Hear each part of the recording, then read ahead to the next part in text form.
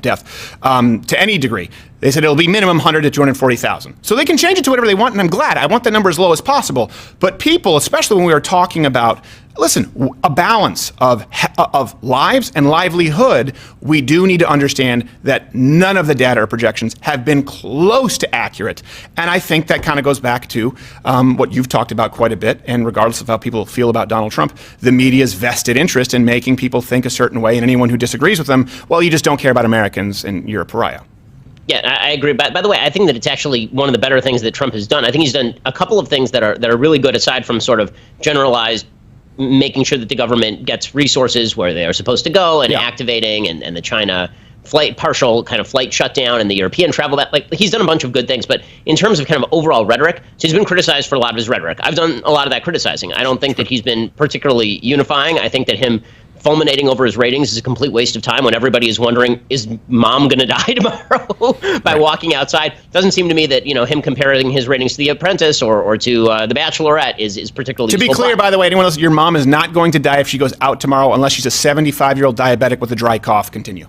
But the couple of things that Trump has done right are he has resisted the calls for nationalization up until this week when he randomly declared himself emperor and initiated Order 66. Up until that point, he was pretty much on the right track there.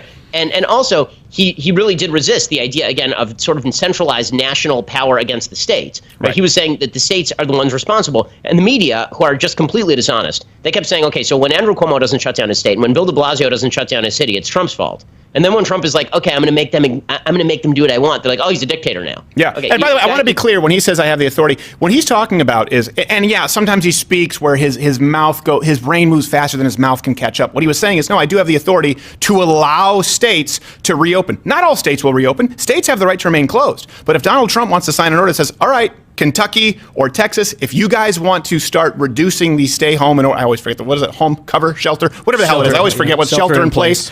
That he does have that right to allow states to then make their decisions moving forward.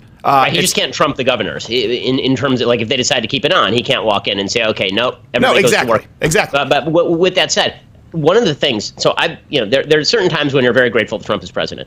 I'm very grateful Trump is president for a couple of reasons right now. Really, one of them is that because the Democrats have a vested interest in maximizing the power of government. You see this every time we have one of these stimulus package debates where they're just trying to load it up with crap. Or whenever you see Joe Biden talk and he's like, oh, this is a great opportunity to push progressive, and then he sort of keels over. He can every still time talk. He does I was saying you were giving him more credit than is due, but yes. Yeah. Well, I mean, his forehead, I was noticing this today. First of all, he's got a real Sam the Eagle look, and the forehead has actually moved all the way back. I've never seen it before. It's actually moved all the way back across the back of his head. His forehead actually begins where normal people's bald spot actually begins. It's pretty impressive. Yeah. But with all of that said, if you had a Democrat in charge right now, and Democrats were pushing for massive radical change, Rahm Emanuel, never let a good crisis go to waste kind of stuff, the level of pushback against the lockdown orders would be 100 times magnified. People would be saying, this is all bullcrap. This is all being done for a purpose. The fact that Trump keeps saying, I want to open up,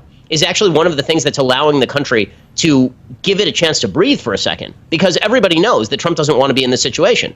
Right? People like you, people like me, we're like, okay, we understand Trump wants to get out of this. We understand that there are a bunch of Republican governors who want to get out of this. And they're not using this crisis as an opportunity to maximize the power of government. If Barack Obama or Hillary Clinton or Joe Biden were president right now, my great suspicion would be that they were attempting to do a bunch of very politically driven things in order to manifestly change the relationship between citizens and government. And I'm not cool with that. I will say one thing on that note, and then we do have to go, that has been really disconcerting for me. When we've talked, people often make the argument where they say, oh, you think that if you have guns for the Second Amendment, you think you're going to fight off the government who has tanks? Like, well, yeah, because obviously unless you want to blow up your whole country, you want to preserve the resources. And then there have been some people who've said, and mostly rightfully so, but listen, most police officers and they're not going to come in and violate people's rights.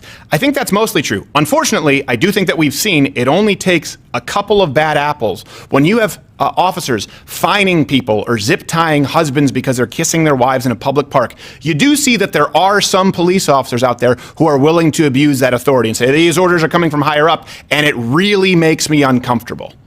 Oh, yeah. I mean, the petty tyranny that can be unleashed when people feel power is really dangerous. And that's why I'm sort of hoping that one of the things that happens is in the aftermath of all of this, there's a bit of a libertarian moment because everybody just says, God, that was really terrible. Like everybody was on our ass all the time. Yeah. Right. We just need everyone to leave us alone. And I think there is the potential for something like that. Yeah, and that's why the left has been really brilliant, and that's why I think it's important to bring up, no, with social distancing, minimum 100 to 240,000. Because after this, when the number is inevitably lower compared to what they claim, they will say, well, you don't know how much of this is from social distancing. No. We know what you claimed would be possible with social distancing, and it's not even close to that. All right.